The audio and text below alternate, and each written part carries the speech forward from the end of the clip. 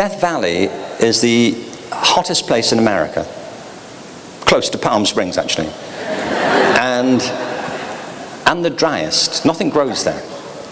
Nothing grows there because it doesn't rain.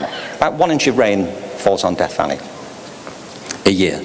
In the winter of 2004, it rained. 7 inches of rain fell on Death Valley. And in the spring of 2005, there was a phenomenon. The whole floor of Death Valley was carpeted in flowers. You can Google this. Look at Death Valley spring 2005. People came from all across the country to see this phenomenon they thought was impossible. Death Valley was alive. What it proved, of course, is that Death Valley isn't dead. Death Valley had become a pasture, temporarily. Then, of course, it stopped raining and the sun beat down and it all fell beneath the surface again. But it showed that Death Valley isn't dead. It's dormant.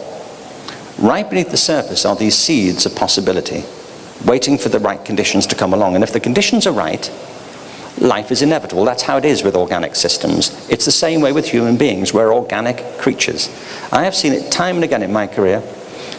Schools in desperate areas which have become oases of achievement and hope and possibility because they had visionary head teachers and gifted teachers who saw their job was to personalize learning and make it relevant to each individual and to fill them up with hope and a sense of ambition. I've seen brilliant schools in good areas go under because head teachers or teachers have come in who didn't get it and thought their job was to deliver the core standards, not to teach children. The standards help, but they're subsidiary to the real purpose of education.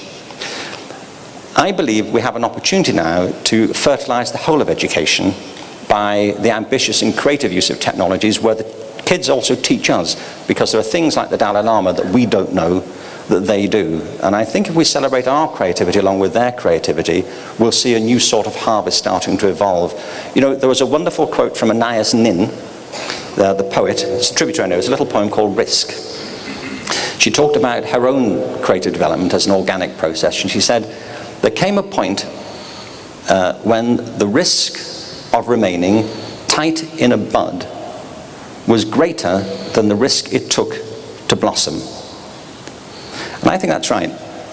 I think all the efforts that too often the policymakers and others put in to constraining the talents of our children and suppressing them, inadvertently very often,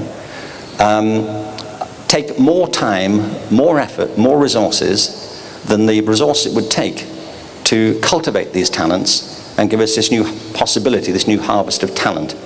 And I think it's an historic mission that we face. That I talk a lot about a revolution.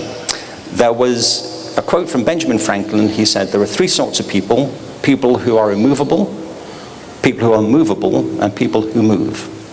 That's right. There are people in the system who don't get it, they don't want to get it. Don't worry about them. There are people who do. Work with them. And then there are people who move. And I think that's what Q is trying to mobilize. And you know, if enough people move, that's a movement. And if the movement's strong enough, that's a revolution. And that's what we need. Thank you.